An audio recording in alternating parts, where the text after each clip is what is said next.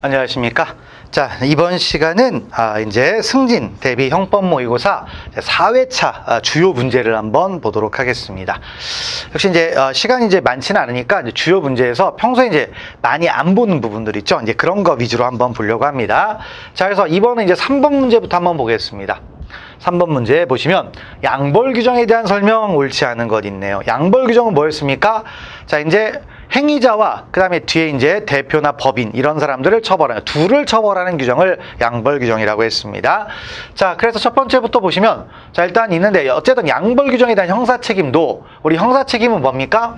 기본적으로 일신 전속적인 거죠. 그러면 자, 뭐다 법인이 만들어진 다음부터 이제 처벌하는 거죠. 그래서 첫 번째 자, 법인이 설립되기 이전의 행위가 있네요. 에 대해서는 법인에게 어떠한 선임 감독상의 과실이 있다고 할 수 없으므로 특별한 근거 규정이 없는 한 법인이 설립되기 이전에 자연인이 한 행위에 대하여 양벌 규정을 적용하여 법인을 처벌할 수 있다 없다? 없다. 그러니까 행위자하고 법인을 처벌하도록 만들었는데 자, 행위자가 하긴 했어요. 근데 그때는 법인이 없었다 이겁니다. 그럼 먼저 항상 우리가 처벌 기준을 따질 게 뭐예요? 행위시를 기준으로 판단해야 되겠죠? 그럼 행위시는 법인을 처벌하는 규정이 없었다라는 거예요. 없었기 때문에 자, 맞는 얘기가 되는 거죠. 자, 됐고 두 번째는 이제 뭐죠? 우리가 지방자치단체가 자, 지방자치단체가 혹시 양벌 규정의 적용 대상을 받겠느냐? 왜 그러죠? 지방자치단체의 존속 형식은 뭡니까? 공법인이잖아요. 법인이다 보니까 자, 이제 지방자치단체도 혹시 이제 양벌 규정을 적용받을 수 있겠냐 했더니 자, 지방자치단체 사무를 나눠보는 거죠. 사무는 어떻게 된다? 고유의 자치사무와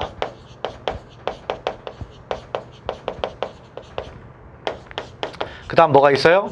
기관 위임사무가 있었죠. 자, 그러면 고유의 자치사무라고 하게 되면 이건 뭐죠? 지방자치단체의 명의로 하는 거예요. 그럼 이건 양벌 규정 적용됩니다.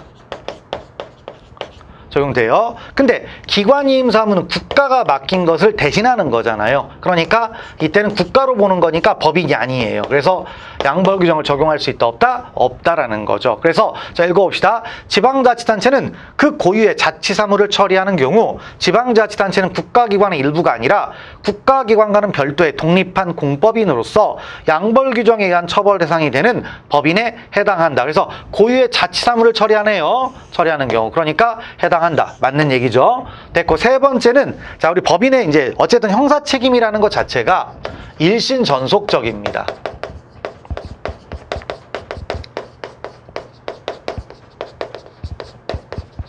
일신 전속적이죠. 대신도 안 돼요. 그러니까 양도 불가, 상속 불가죠. 그러니까 자연인이 만약에 형집행 중에 돌아가셨습니다. 그러면 더 이상 형집행이 안 돼요.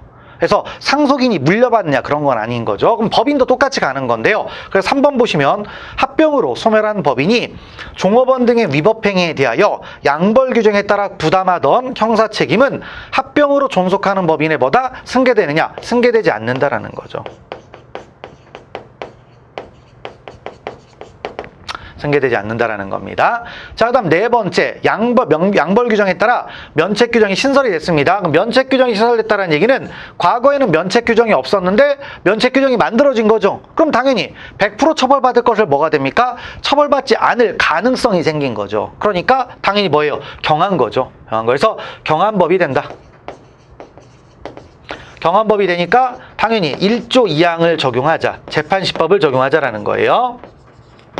이런 얘기입니다. 그래서 자, 3번이 틀린 지문이 되겠습니다. 넘어가시면 되겠습니다.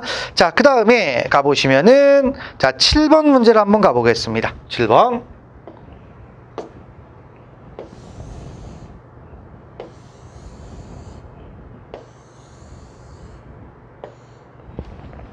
자, 7번 문제를 보도록 하죠. 다음 설명 중 가장 옳지 않은 거 네 가지고 있는데 결국에 책임에 관한 이야기들입니다. 여기 있는 내용들은 이제 책임인데 그럼 이제 먼저 우리가 심신장애를 한번 따지는 거죠.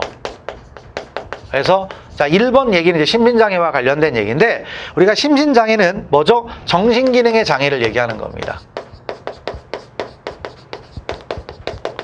그러면 정신기능의 장애인데 정신병이죠. 정신병이 매우 심각해야 돼요. 그런데 이제 현대인에게 나올 수 있는 자, 뭐죠? 충돌조절장애 요거하고 그 다음에 요거 이제 같은 내용으로 볼 수 있는 게 또 뭐냐면 소아기호증 아니면 뭐 무주물성애증 뭐 생리도벽 이런 것도 있는데 어쨌든 이런 것들이 있어요. 그럼 현대인에게 이제 나올 수 있는 것들인데 이런 것들은 뭐가 된다? 원칙적으로 심신장애냐? 아니다 이거예요. 해당하지 않는다. 원칙 안 된다. 그런데 자, 이 뭐죠? 이 부분이 매우 심각해서 본래 의미의 정신병과 동등하다고 평가되거나 아니면 다른 심신장애 사유와 경합이 된다. 그러면 뭐가 될 수가 있다? 예외적으로 심신장애가 될 수 있다라는 거죠. 그래서 충동조절장애는 원칙은 심신장애가 아니다. 그런데 매우 심각하면 될 수 있다라는 거죠. 그래서 이제 읽어봅시다. 다만 그것이 매우 심각하여 원래 의미의 정신병을 가진 사람과 동등하다고 평가할 수 있는 경우에는 그로 인한 범행은 심신장애로 인한 범행으로 봐야 된다. 있죠? 그래서 맞는 얘기죠. 원칙과 예외인데 이건 뭐 경우의 수를 얘기한 건 실제로 그렇게 많지 않아요. 됐고, 그다음에 두 번째, 형사 미성년자라도 12세 소년. 그러니까 형사 미성년자는 몇 살이죠? 14세죠. 14세 미만. 그런데 12세면 뭐가 됩니까? 자, 이제 우리가 10세에서부터 14세까지는 뭐가 되냐면 촉법소년이라는 게 있죠. 촉법소년은 자, 뭐다 형사 미성년자가 되지만 보호처분할 수가 있습니다. 자, 그래서 보호처분이 되겠고요. 그 다음에 과거에 소년법에 의한 보호처분을 받은 사실도 상습성의 인정을 삼을 수 있다 없다? 삼을 수 있습니다. 됐고, 세 번째, 심신장애 여부에 대한 최종적인 결정을 위해서는 먼저 정신과 의사나 심리학자 등의 감정이 필수적으로 이루어져야 하는 것은 뭐다? 아니다 있는데, 왜냐면 심신장애 여부를 판단하는데 이 심신장애와 관련해서 이걸 판단하는 데 있어서는 자, 무슨 문제다? 법률 문제라고 했어요. 법률 문제. 그 법률 문제가 된다는 얘기는 뭐냐? 자, 감정인의 의견에 기속되지 않는다 이거예요.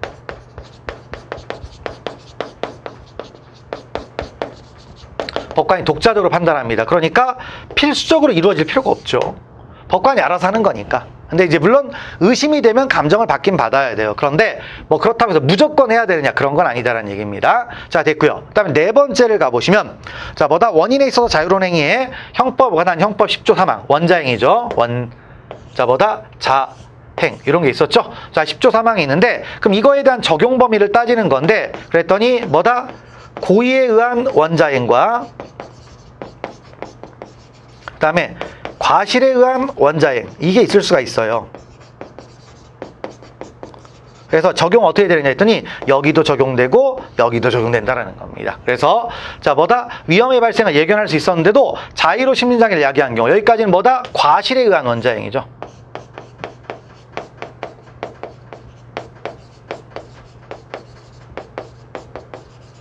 여기도 적용됩니다. 그래서 4번 틀렸죠. 그래서 원인에 있어서 자유로운 행위는 고의든 과실이든 다 적용된다. 그게 이제 판례의 태도라고 할 수가 있습니다. 자, 그래서 그런 말들을 파악을 하시면 될 것 같고요. 넘어가시면 되겠습니다. 자, 그 다음에 19번째를 한번 가보겠습니다.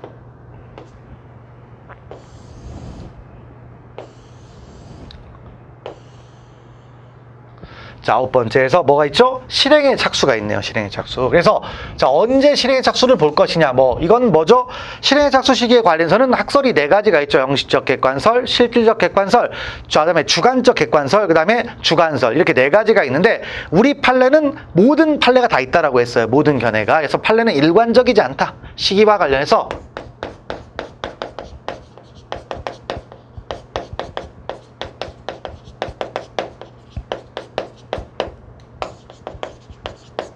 판례는 일관적이지 않습니다. 자, 그래서 기업범도 보는데 자, 사기 도박에서 사기적인 방법으로 도금을 편취하려고 하는 자가 상대방이 도박에 참가할 것을 권유했습니다. 그러면 자, 권유가 뭐죠? 꼬시는 거죠. 기망행위가 이때 들어간 거예요. 그러면 사기죄의 뭐다? 실행의 착수가 인정이 되는 거죠. 그래서 일단 기업범 맞는 얘기가 되겠습니다. 자, 됐고요. 다음 니은번 갑이 A를 발견하고 접근하여 껴안으려 했으나 있는데 우리가 강제추행죄가 있죠. 근데 강제추행죄는 폭행 협박으로 자, 뭐다? 추행을 하는 거예요. 그럼 폭행은 유형력을 행사하는 건데 껴안으려 하는 게 유형력 행사인 거죠. 그래서 요때 뭐가 있다? 실행의 착수가 있다라는 거죠. 인정이 된다. 그래서 맞는 얘기가 되겠고요. 그래서 자, 니은번도 맞고요. 그다음에 디귿번 필로폰을 매수하려는 자에게서 필로폰을 구해달라는 부탁과 함께 돈을 지급받았다고 하더라도 당시 필로폰을 소지 또는 입수한 상태에 있었거나 그것이 가능하였다는 등 매매행위에 근접 밀착한 상태에서 대금을 지급받은 것은 지급받은 것이 아니라 단순히 뭔가 근접 밀접한 상태에서 받은 것이 아니라. 그러면 이거 밀접행위설이죠. 즉 개별 주관자 실질적 객관설 이런 태도라고 할 수가 있는데, 단순히 뭐가 됐어요? 자, 뭐죠? 필로폰을 구해달라는 부탁과 함께 대금 명목으로 돈을 지급받은 것에 불과하다. 여기까지네요. 자, 그럼 요거는 밀접한 행위가 아니죠. 여기까지 빨간색 쳐놓은 건 밀접한 게 아닙니다.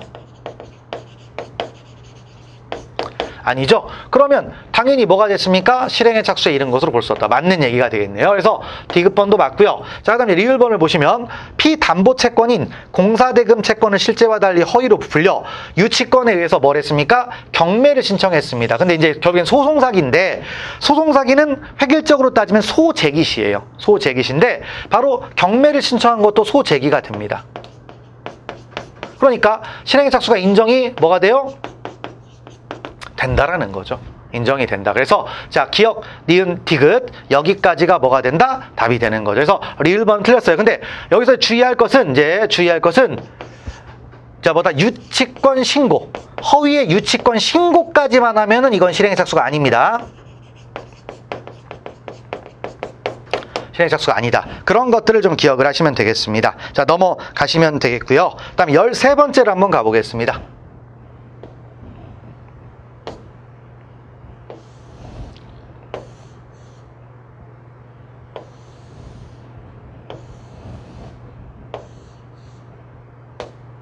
어렵죠? 그래서 이게 조금 민감하네요.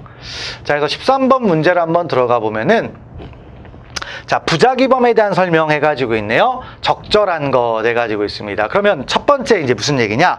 첫 번째는 우리가 어떤 행위를 봤을 때 자기와 부작위가 애매한 경우가 있겠죠. 그래서 자, 이건 자기와 부작위에 관한 구별에 관한 이야기입니다.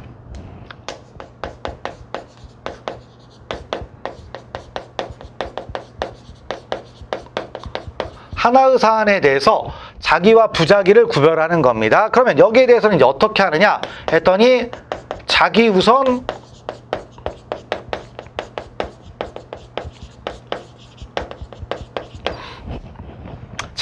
뭐가 된다? 부작위 보충이죠. 그러니까 애매하면 무조건 자기라 이거예요. 그래서 여기에 포인트는 뭐다? 자기에 의한 범죄로 봄이 원칙이다. 요거를 보시는데, 자, 한번 읽어봅시다.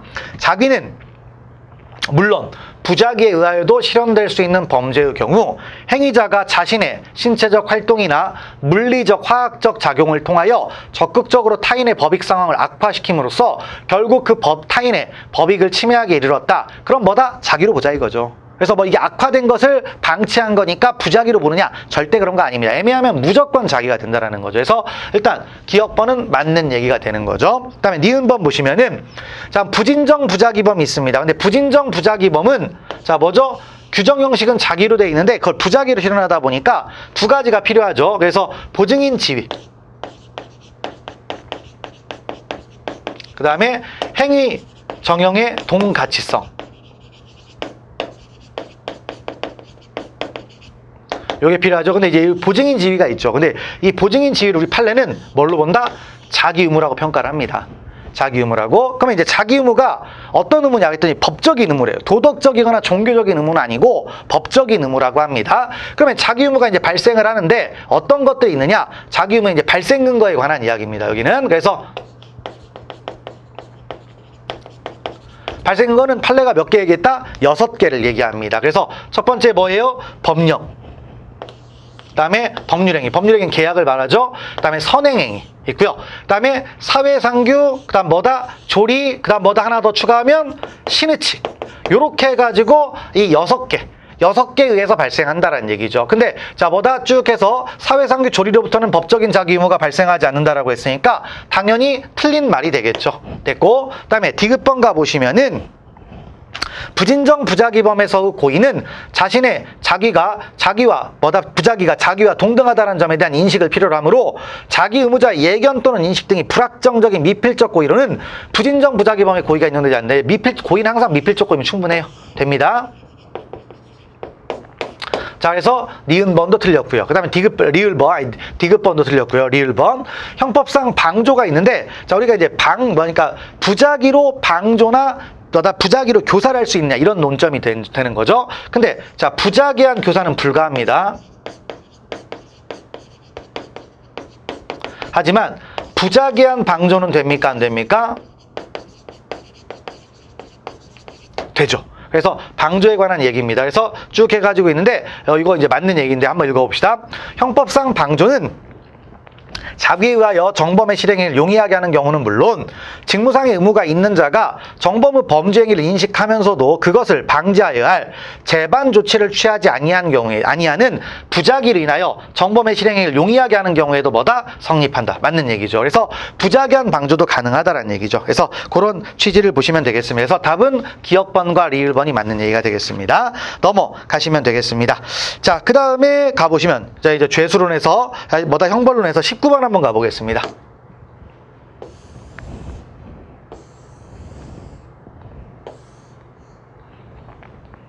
자, 19번 보시면은, 자, 선고유예와 집행유예에 대한 설명에서 옳은 거 네 가지고 있네요. 자, 그럼 일단 첫 번째 뭐예요? 선고유예가 나왔네요. 근데 선고유예는 필요하다면 보호관찰을 명할 수 있어요. 근데 보호관찰 받을지 말지는 명할 수 있으니까 뭐가 된다? 재량입니다. 그런데 이제 주의할 것은, 만약에 보호관찰을 받을 것을 명했잖아요. 명하면 기간은 무조건 1년입니다.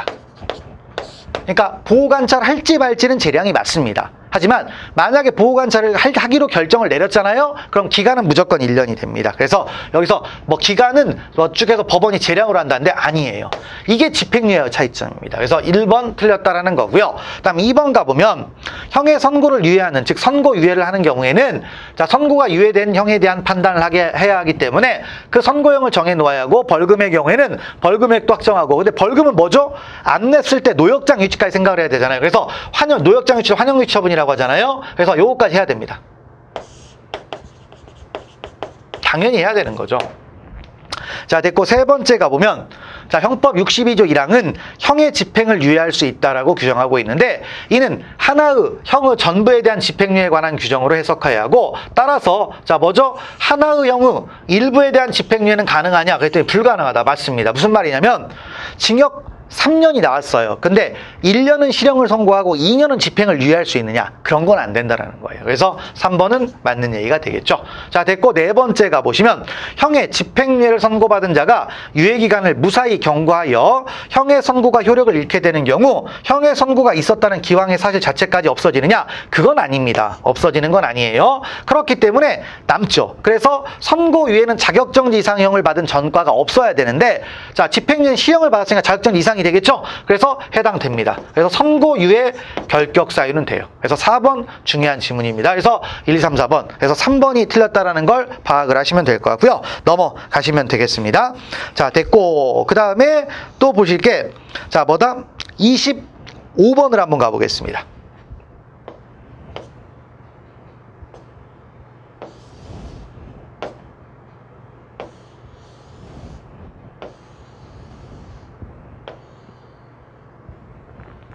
자, 우리 25번 업무방해죄가 있네요. 그래서 업무방해죄는 어떻게 되는 겁니까? 일단 허위 사실을 유포하거나 위계거나 위력을 통해서 업무를 방해하는 거죠. 근데 업무 방해는 추상적 위헌범이기 때문에 현실적으로 업무가 방해될 필요는 없어요. 위험성만 있으면 충분하죠. 자, 그럼 먼저 업무를 따져봐야 됩니다. 업무는 어떤 거죠? 사회생활상의 지위에 기하여 계속적으로 종사하는 사무이고, 여기에서 업무는 우리가 업무상 과실치상죄 이거하고 좀 달리 사람의 생명 신체에 관한 업무에 제한되지 않습니다. 그리고 이 업무는 꼭 적법할 필요는 없어요.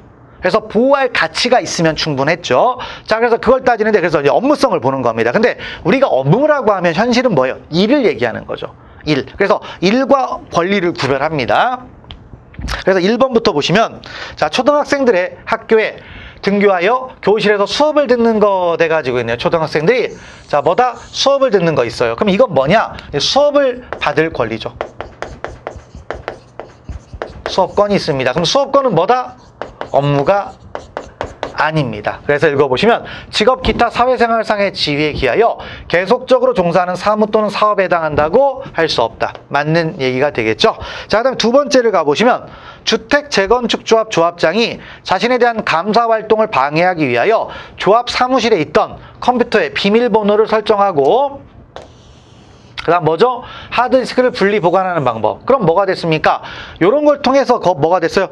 뭐다? 자, 컴퓨터 작업을 못하게 만들었잖아요? 그럼 업무 방해가 된다라는 겁니다. 그래서 맞는 얘기죠. 됐고, 그 다음에 세 번째 가보면 지방공사 사장이 신규 직원 채용 권한을 행사하는 것은 공사의 기관으로서 공사의 업무를 집행하는 것이므로 이러한 신규 직원 채용 업무는 미 권한의 귀속 주체인 사장 본인에 대한 관계에서도 업무 방해죄 액체인 타인의 업무에 뭐다? 해당을 한다는 거죠. 그러니까 지 맘대로 뽑으면 안 된다 이거예요.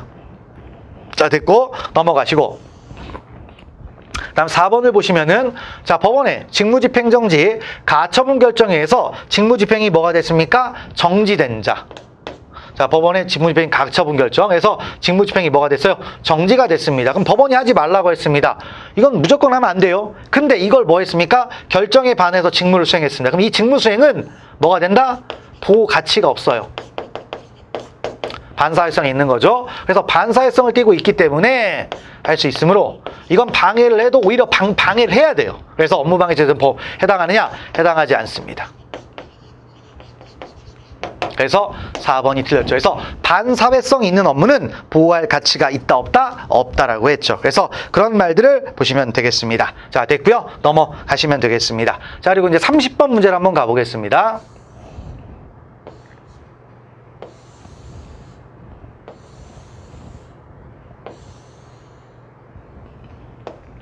자, 30번 해가지고 있는데, 자, 손괴죄가 있네요. 우리 손괴죄도 그렇게 많이 안 봐지잖아요. 그래서 손괴인데, 자, 손괴는 뭐죠? 재물의 효용을 상실시키는 거죠. 효용을 상실시키는 겁니다. 자, 그럼 내용들이 이제 들어가는데, 첫 번째, 해고 노동자 등이 복직을 요구하는 집회를 개최하던 중 레커 스프레이를 이용하여 회사 건물 외벽과 1층 벽면 등에 낙서한 행위가 있습니다. 그래서 일단 레커를 이용해서 건물 외벽과 1층 벽면 등에 낙서한 행위가 있습니다. 그러면 이거 손괴 맞습니다. 이건 손괴가 되는데요. 왜냐면 지워야 되잖아요. 근데 계란 30개를 건물에 투척한 행위는 자, 뭐죠? 이렇다고 해서 건물의 기능을 못하는 건 아니에요. 비만 오면 괜찮습니다. 그래서 이건 손괴가 아닌 거죠. 그래서 여기 지문은 맞는 얘기가 됩니다. 그래서 1번 맞고요. 그 다음 2번. 자, 우리가 손괴죄의 객체는 재물입니다. 재물인데 그 재물은 동산도 되고 뭐도 된다? 부동산도 됩니다. 그래서 이제 이 부동산과 관련된 얘기네요. 자, 재건축 사업으로 철거 예정이고 그 입주자들이 모두 이사하여 아무도 거주하지 않은 채 비어있는 아파트라 하더라도 그 객관적 성상이 본래 사용 목적인 주거용으로 쓰일 수 없는 상태라거나 재물로서의 이용 가치나 효용이 없는 물건이라고도 할 수 없다면 자, 뭐다? 재물 손괴죄 뭐다? 객체가 된다. 그래서 맞는 얘기죠. 비록 자, 뭐다? 철거 예정이긴 하지만 엄연히 부동산이다 이거죠. 됐습니다. 그다음에 세 번째 가보시면 자, 이거 조금 올려서 볼까요? 자, 세 번째, 재건축 사업으로 철거 예정 아니죠. 뭡니까? 수확되지 아니한 쪽파에 매수인이 명인 방법을 갖추지 않은 경우가 있네요. 수확되지 않은 쪽파가 있는데 명인 방법을 안 갖췄다는 얘기는 여전히 누구 거다? 이거는 자, 뭐다? 매도인에게 있다라는 겁니다. 명인 방법이라는 것은 자, 뭐다? 관습적인 소유권 공시 형태로 밭에다가 테두리를 치는 거예요. 새끼줄 같은 걸로 테두리 쳐갖고 이거 누구 거? 이렇게 쓰는 것을 명인 방법이라고 합니다. 그러면 아직 명인 방법을 갖추지 않았다라는 얘기는 소유권이 이전이 안 됐다라는 거예요. 그러니까 그 쪽파의 소유권은 여전히 매도인에게 있다. 그런데 매도인과 제3자 사이 일정 기간 후 임의처분의 약정이 있었다면 그 기간 경과 후에 제3자가 쪽파를 손괴했다. 있죠? 그러면 따지는 건데, 자, 그러면 제3자 사이에 입축해가지고 해서 임의처분 약정이 있었다면 제3자가 쪽파를 손괴했습니다. 그러면 자기들끼리 매도인하고 제3자 사이에 소유권을 이전하기로 한 거잖아요. 그러니까 지금 여기서 매수인은 소유자가 아닌 거죠. 매수인은 소유권을 취득을 못한 거예요. 취득을 못했습니다. 그러니까 자, 어떻게 된다? 결국엔 자, 소유자와 그다음 매도인 사이 뭘 한 거잖아요. 그러니까 자기들끼리 알아서 한 거니까 이것은 자, 뭐다? 타인의 재물이 아니다라는 거죠. 그래서 손괴죄가 안 된다. 맞는 얘기가 됩니다. 다음 네 번째, 자동문을 자동으로 작동하지 않고 수동으로만 개폐가 가능하게 하여 자동잠금장치로서 역할을 할 수 없도록 했다. 그럼 손괴죄가 되느냐? 됩니다. 효용을 내야 한다라고 했죠. 근데 효용을 내야 하는 것은 영구적이냐 일시적이냐 따지지 않아요. 그러니까 된다라는 거죠. 그래서 30번 잘 보시면 될 것 같고요. 그 다음에 32번을 한번 보겠습니다.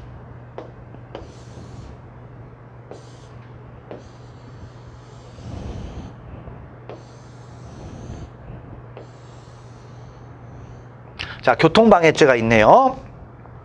자, 교통방해죄인데, 자, 이제 교통방해죄 1번은 뭐 별거 없고 추상적 위헌범이었다라는 거고요. 두 번째 뭐죠?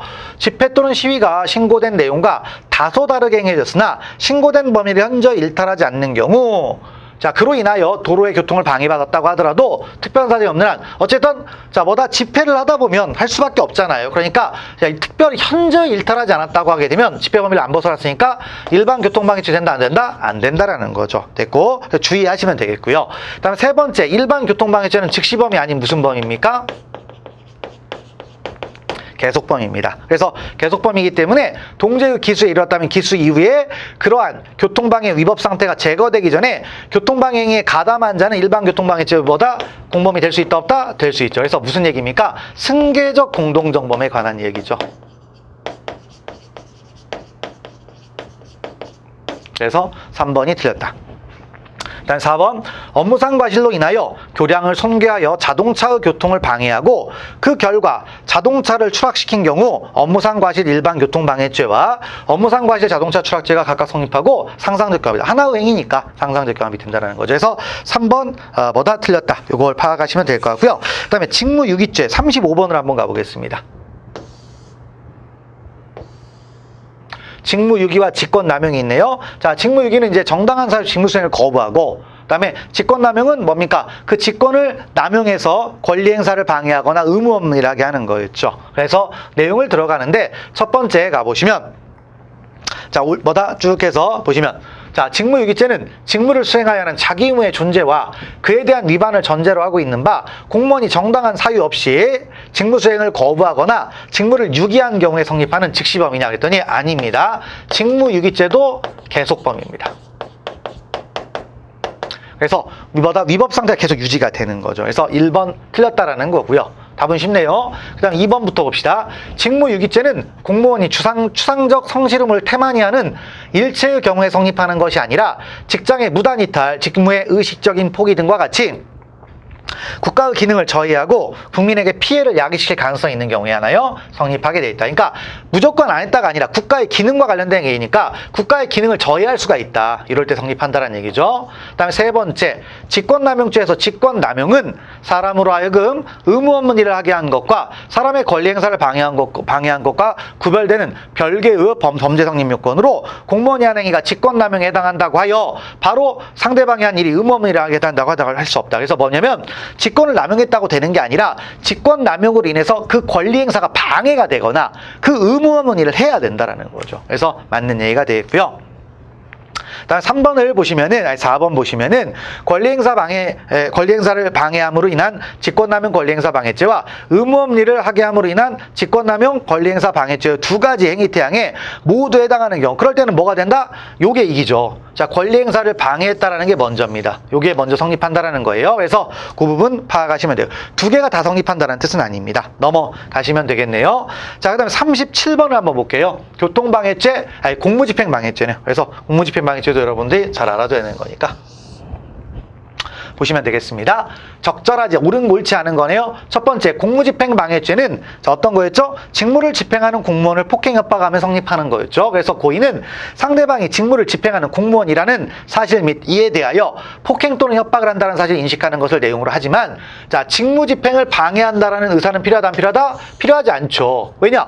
직무를 집행하는 공무원을 폭행 협박하기만 하면 되는 거니까 객관적 구성요건 요소를 인식하기만 하면 고의는 있는 거잖아요. 그러니까 이런 의사까지는 필요 없어요. 그래서 1번 맞는 얘기가 되겠고요. 그 다음에 2번, 자, 민사소송을 제기함에 있어 피고의 주소를 허위로 기재하여 법원 공무원으로 하여금 변론기일 소환장 등을 허위 주소로 송달케 하였다는 사실만으로는 바로 위계에 의한 공무집행방해죄가 성립할 수 있다 없다? 없죠. 왜냐? 위계한 공무집행방해죄는 직무집행이 현실적으로 방해가 돼야 돼요. 그러니까 자, 여기서 뭡니까? 송달만 엉뚱하게 했대요. 이거 가지고는 방해가 되지 않는다는 겁니다. 맞는 얘기가 되겠고요.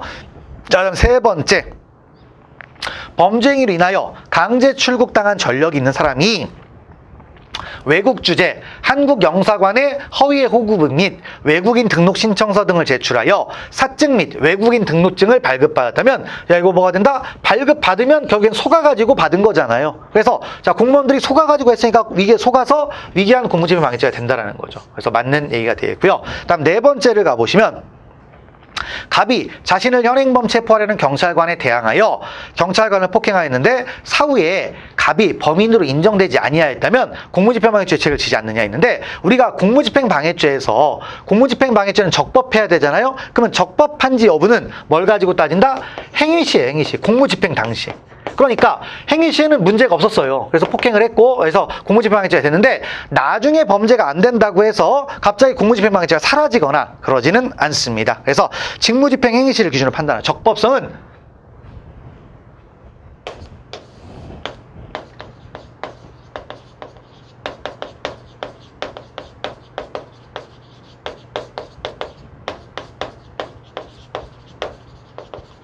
기준으로 판단하게 되어 있습니다. 그래서 사후에 무죄가 됐느냐 이런 건 중요 요소가 아닙니다. 그래서 그 정도까지를 일단 파악을 하시면 되겠습니다. 그리고 뒤에 뭐 있는데 좀 까다롭게도 느껴지는 문제도 있고 한데 별거 없습니다. 그냥 보시면 될 것 같고요. 넘어가시면 되겠습니다.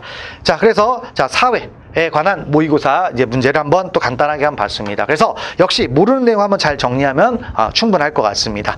자, 이렇게 해서 이제 모의고사 강의 마무리를 짓도록 하겠습니다. 자, 수고하셨습니다.